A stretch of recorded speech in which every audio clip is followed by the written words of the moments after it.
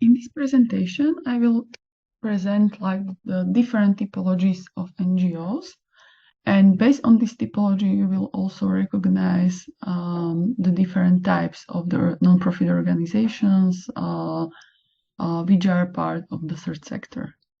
So there are it was in the functions of non-profit organizations. We can also distinguish the non-profit organizations based on the different criteria, and I will use some of them.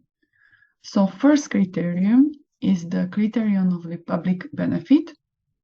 The public benefit is something that is discussed mainly in connections with the funds from the NGOs or for the NGOs from the public institutions. But the criterion of the public benefit, it's also an issue of the historical development of civil society and non-profit organizations. And as you will see also in the lessons in which I will speak about the historical development of non-profit organizations, this distinguishing of organization based on the public benefit, we can really see in the Middle Ages. So based on this criterion, we can speak about the organizations who serves mainly the public benefit and about the organizations who are or which are mutually beneficial. So mutually beneficial organizations, or we can also have the individual beneficial organizations, are serving mainly to the members of the organizations. So, for example, the people, they establish the organization or non-formal groups because they are sharing the same interest and they want to organize activities for themselves. Why it is connected with the public budgeting is that if, for example, the public institutions or ministries are defining for whom they will give the money or they will distribute the money, for the public institutions, it can be really important that they organizations they meet the criteria of the public benefit. So it means that they are not only individually or mutually beneficial, and they have the benefits for the wide public. Sometimes it's not easy to distinguish these two types of the organizations because many times we are mixing the mutual beneficial aims and the public benefit. So, for example, when people establish the association and they start to organize activities for themselves, many times they can release that they also need to go to the public, to the advocacy, or also try to convince somebody to have the space for the realization of the interest or the vision.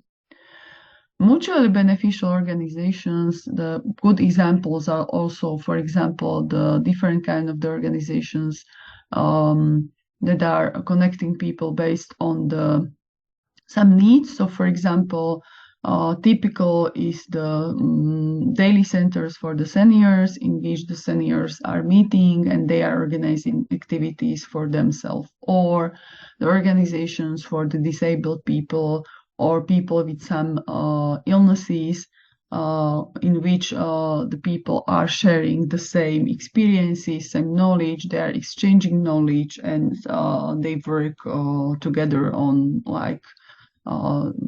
increasing their quality of the life.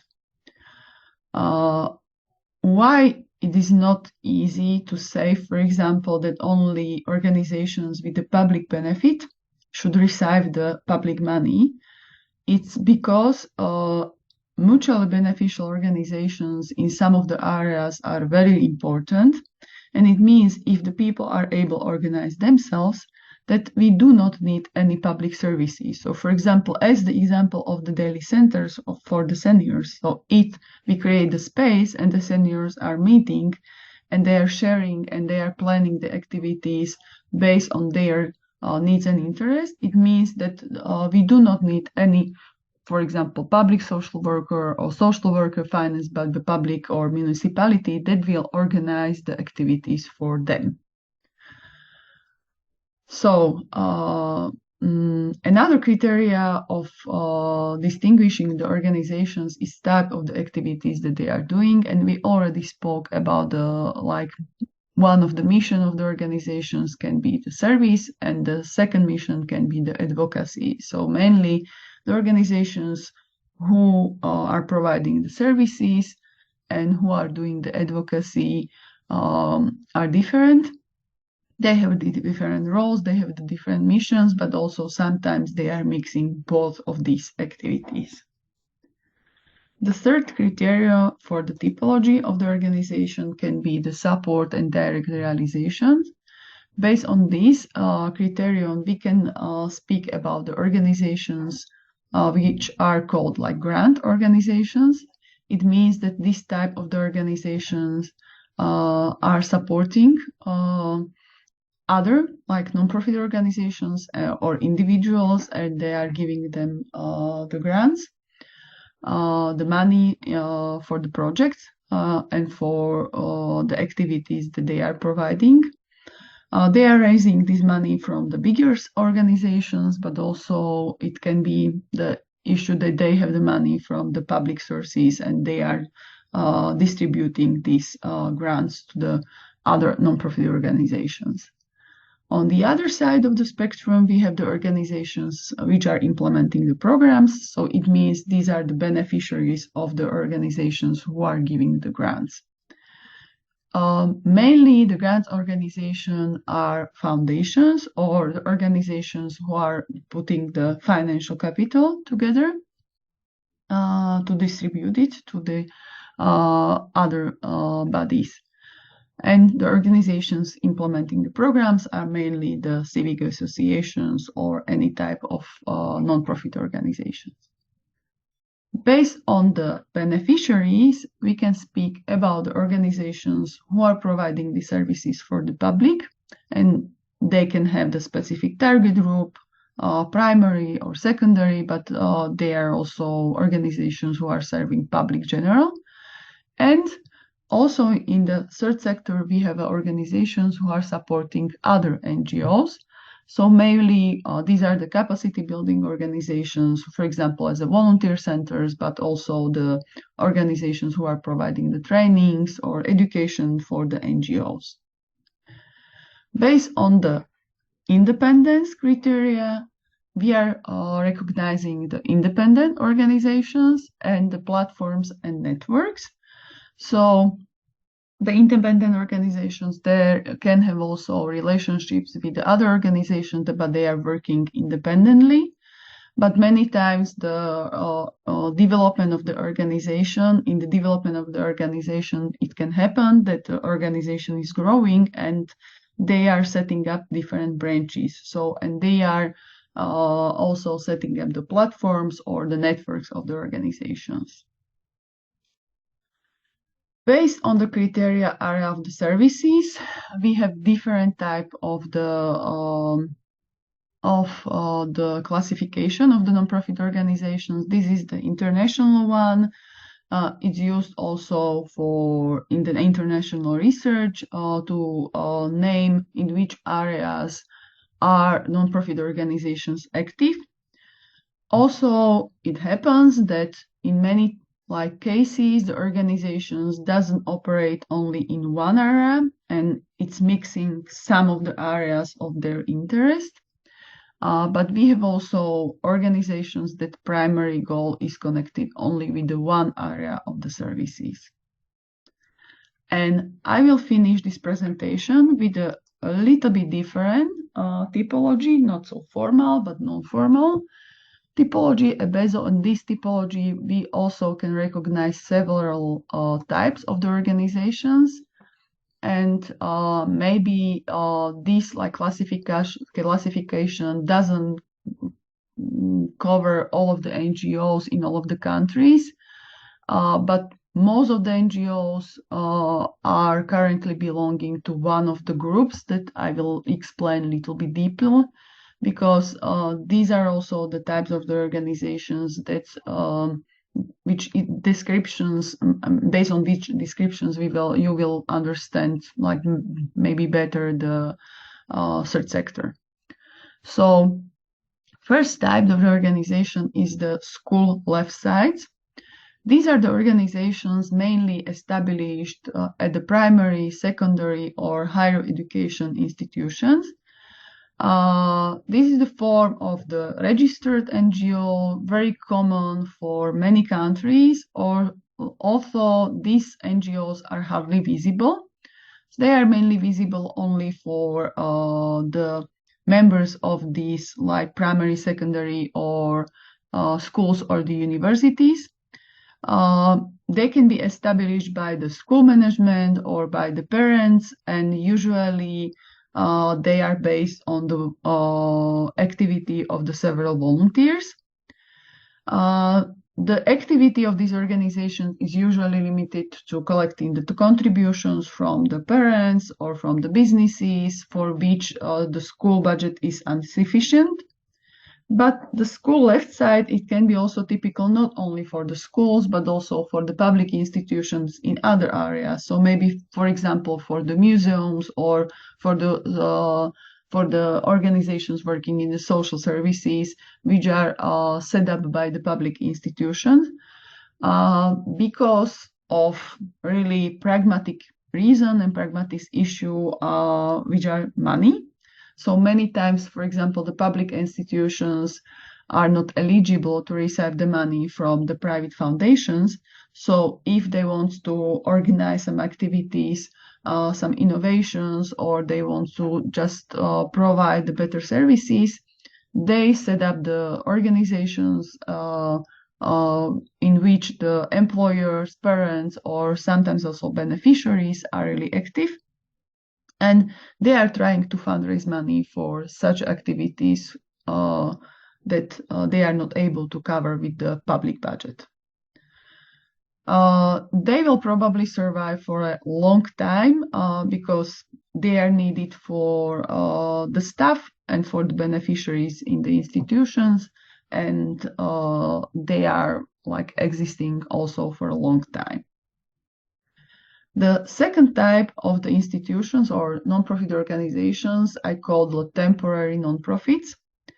These are the passive organizations based on a single opportunity.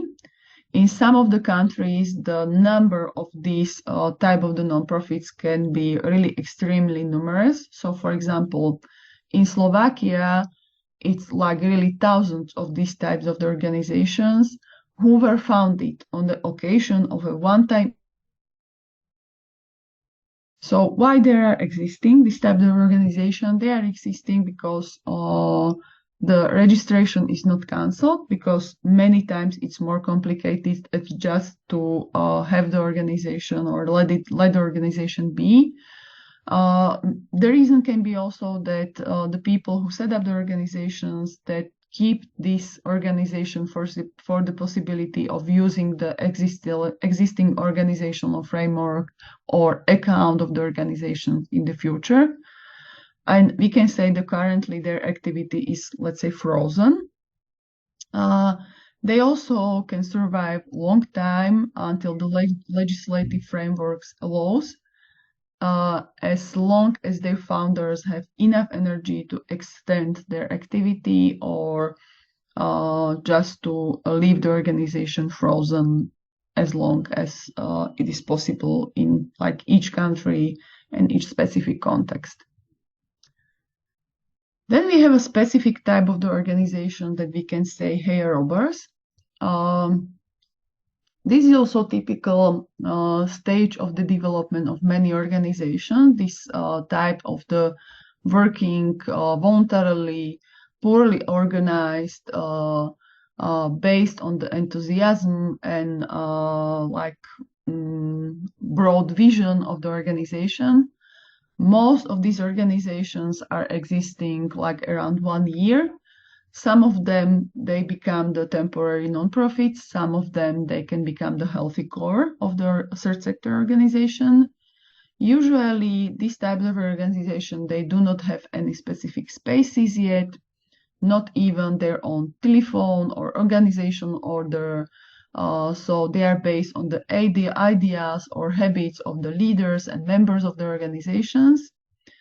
They mostly stand and fall depending on the passion of the new enthusiastic people or few enthusiastic people. They implement mainly projects that enable a visible campaign or a specific service with a quickly results which are promoted, really good. And due to the fact that they are guided by a volunteer ethos and the financial background is not crucial for their existence, there is a high probability that they will survive or their healthy core will develop like for them. The next type of organization we can call like healthy core. These are the types of the organizations like growing in many countries with a clearly defined mission. They have existed for several years. They are based on a smaller rented or owned premises. They have several employers. Many times they have also some volunteers. They have the organizational structure. They have a clear and defined mission. They also have the experiences with the writing projects, fundraising, cooperation with the other actors and stakeholders in other sectors of the society. For example, in Slovakia, we can say that there are thousands of our organizations registered, 100,000, but maybe the 2,000 of these organizations we can say that are this healthy core. The type of the organization, non-government suckers, it sounds like maybe interesting, but these are also typical type of the organizations in many countries. And these are the organizations connected with the other significant social entities. Many times are connected with the private businesses and private companies. They act as an independently registered entity with links to the political parties, but also churches or companies. Sometimes they are connected like financially, organizationally, but also in terms of the personal sources.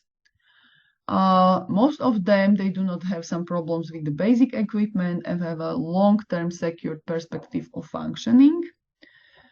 They can be relatively closed for other people to enter, but we also have many experiences with, for example, many business foundations that they are really useful part of the third sector, and they are really active, for example, in the advocacy for the volunteering or for supporting the donations and have the system of the support from the public institutions.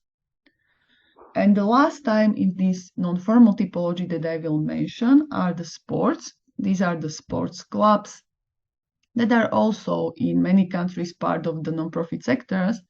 And I mention it because in many countries it's like the strange that they do not feel that they are part of the third sector, although they are registered as a non-profit organizations. And in this group of the organizations, we can really count the really small clubs in the rural areas, but also big sport clubs in which the professional sporters are working. So, and why they are also like typical, because in many countries they're like sport organizations are one of the hugest organizations.